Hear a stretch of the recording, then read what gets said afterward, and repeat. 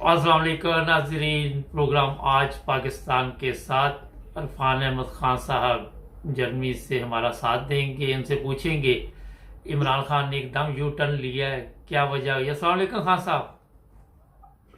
शाम। खान साहब एकदम 2 दिन पहले इमरान खान ने जिस तरह कहा कि हम बातचीत करने के लिए तैयार है गवर्नमेंट के साथ भी और चीफ ऑफ आर्मी स्टाफ भी उस वक्त तक रहे जब तक नए इंतखाबात नहीं होते। तो क्या वजह हुई, आपका क्या ख्याल है? देखिए, इमरान खान साहब की जिंदगी भरी पड़ी है यू टर्न के साथ। हम्म। तो पहले दिन से ही, जब से वो हुकूमत में आए थे, उससे पहले भी, हुकूमत में आने के बाद भी वो यू टर्न लेना उनकी एक आदत बन चुका है। इसलिए कि वो बगैर सब समझे जो है वो बात कर देते हैं।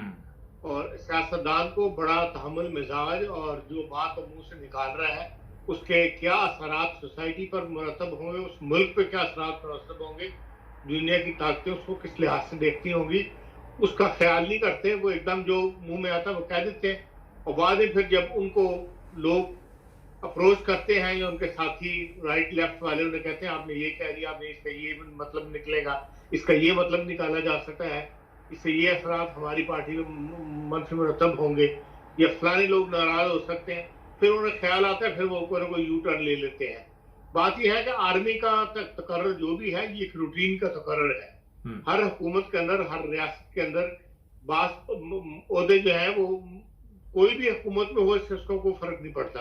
एक मियाद पूरी करता है, वो खत्म हो जाता है, रिटायर हो जाता है, नया बंदा आ जाता है। यही 22 ग्रेड अफसर के अंदर होता है। पूरी इंतजामिया इसी तरह चल रही होती है। और क्योंकि आम दुनिया के अंदर जो फौज के तीनों अफवाज हैं, उनके जो सरबराह होते हैं, वो एक रूटीन की कार्रवाई होती है। इसलिए ना उनका इतना शोर पड़ता है दुनिया के अंदर, और ना ही को उनको इतना उछाला जाता है। रूटीन में एक रिटायर होता है, अगले को दूसरे को अपॉइंट कर देते हैं, और पता भी नहीं लगता लोगों को कि भी हाँ फलाना बंदा अपॉइंट हो गया।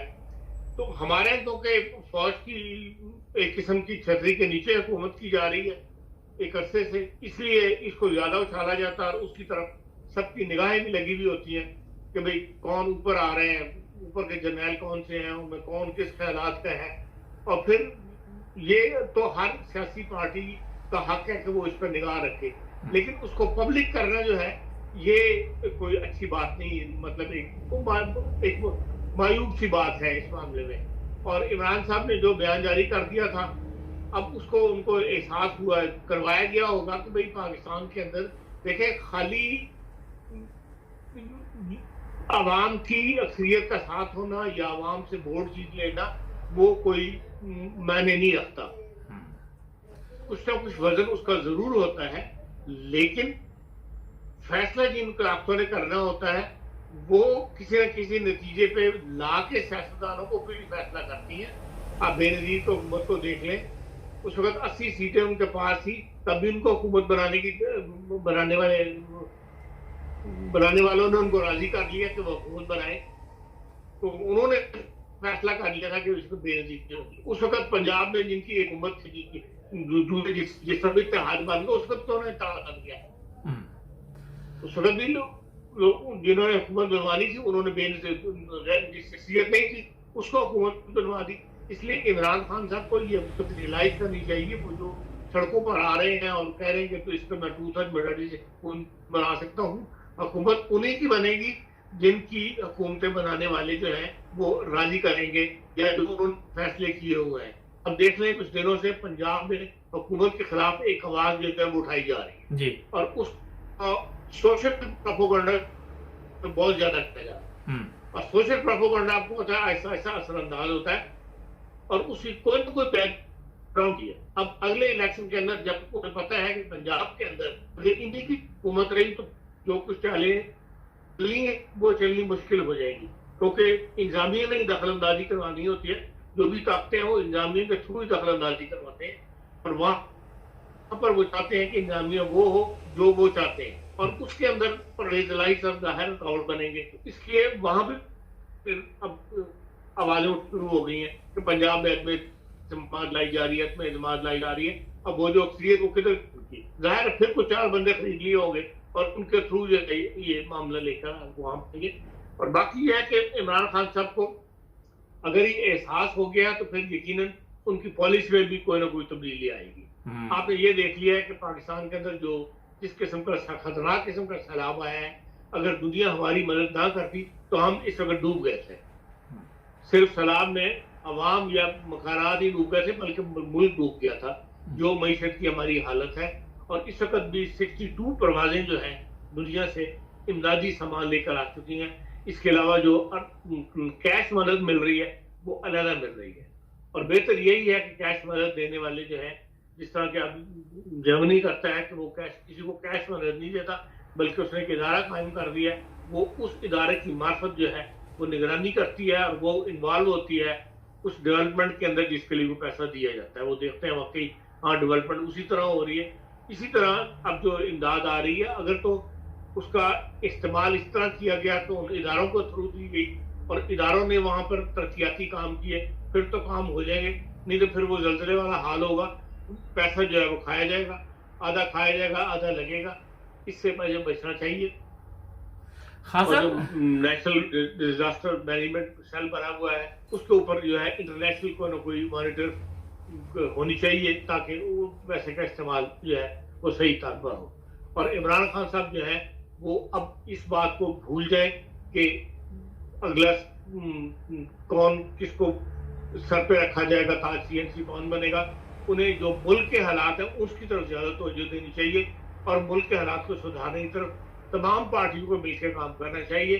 तब तो ये मुल्क उठ जाएगा, वरना IMF से पैसा आने के बावजूद रुपया की कीमत मुसलसल गिर रही है। आज फिर अखबार में खबर है कि रुपया फिर गिरा है, आज तो 25 रुपए पे पहुंच गया। इसलिए जो कुछ IMF से आएगा वो इसी तरह जो है वो हड़प हो जाएगा। इसलिए कि जो इम्पोर्ट के बगैर हम रह नहीं सकते, जिंदा रहने के लिए इम्पोर्ट हमें बहुत जरूरी है। और उसमें सारा ये पैसा जो है रुपए की कीमत गिरने की वजह से वो पैसा वहां खर्च हो जाएगा, जो कुछ IMF से मिलेगा वो उसी तरह मुल्कों में बाहर चला जाएगा और पाकिस्तान के हालात जो है वो बेहतर नहीं होंगे और बैंकरप्सी वाली सूरत हाल जो है उससे का खौफ जो है वो आपके सर पे सवार रहेगा। दूसरी बड़ी मुसीबत ये है कि जो पानी खड़ा हो गया है सिंध के इलाके के अंदर, और जहां पर ये बड़ी फसल होती है, कपास की फसल तबाह हुई है, आगे गंदम की फसल आप लगा नहीं सकेंगे। तो इसका मतलब है कि जो खाने पीने का मामला है वो भी आपको ज्यादा इन्हिसार जो है इंपोर्ट पर करना पड़ेगा और उससे भी आपका पैसा जो है वो जाया होगा। फिर ये है कि जो आपकी एक्सपोर्ट है वो टेक्सटाइल पे मुनहसर करती है, इन्हिसार उसका टेक्सटाइल पर है, और टेक्सटाइल की जो कपास की फसल जो है सिंध में तबाह हो गई है। इस लिहाज से भी आप देख लें कि एक्सपोर्ट जो है वो कम होगी और वो भी फिर एक मसला जो है पाकिस्तान के लिए खड़ा होगा। इन सारे मामलात को देखकर सियासतदानों को, चाहे इमरान खान हो चाहे कोई हो, उस तरफ रुख करना चाहिए कि मुल्क को कैसे संभालना है, कि मुल्क को डूबने से बचाना है। ये आपस की जंग जो है इस वक्त इसको भूल जाना चाहिए। खान साहब ये बताइए कि इंतखाबात आप देख रहे हैं कि 1 साल बाद भी होंगे?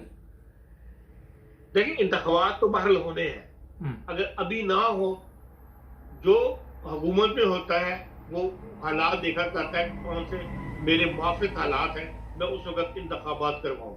इस वक्त क्योंकि इमरान खान के स्ट्रीट पावर नजर आ रही है, इसलिए इस वक्त हुकूमत इंतखाबात नहीं करवाएगी। अब उनको कुछ ना कुछ सहारा मिल गया है सैलाब की वजह से। सैलाब को ठीक करने में 3-4 महीने गुजर जाएंगे, अगला साल शुरू हो जाएगा, उसके अंदर बहरहाल हुकूमत एक पॉलिसी ऐसी लाएगी। कम से कम पंजाब के अंदर तो चाहते हैं कि उनकी हुकूमत जो है पट्टा खा जाए, उनकी हुकूमत आ जाए, तो फिर उसके बाद फिर वो इंतखाबात की तरफ भी आ जाएंगे। इंतखाबात तो बहरहाल करवाने पड़ेंगे। खान साहब ये आप समझ रहे हैं कि चीफ ऑफ आर्मी स्टाफ अपनी मुद्दत के बाद पेंशन पे चले जाएंगे? देखिए पाकिस्तान में कोई चीज जो है वो बड़ी जिसके आस नहीं है।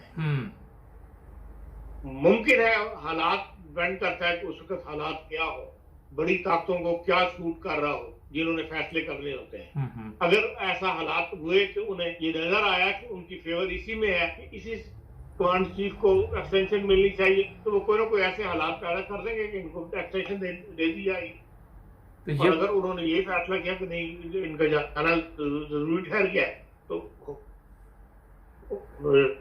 वक्त के ऊपर। चले बहुत शुक्रिया खान साहब का, थैंक यू। क्योंकि ऐसे मोहरे खेलने वाले जो है वो सिर्फ एक कंधे पे हाथ नहीं रखा करते, उन्होंने और भी मोहरे जो है तैयार किए हुए होंगे। बड़ी जबरदस्त बात की आपने। ये उसी वक्त निकलती है बात, जब मौका आता है सब एकदम बात सामने आती हो, ये तो फलाने पे भी काम हो रहा था, फलाने पे भी काम हो रहा था, वो फैसला बताया करता है कि हाँ भाई किस किस पे काम हो रहा था। बहुत शुक्रिया खान साहब का, थैंक यू जी।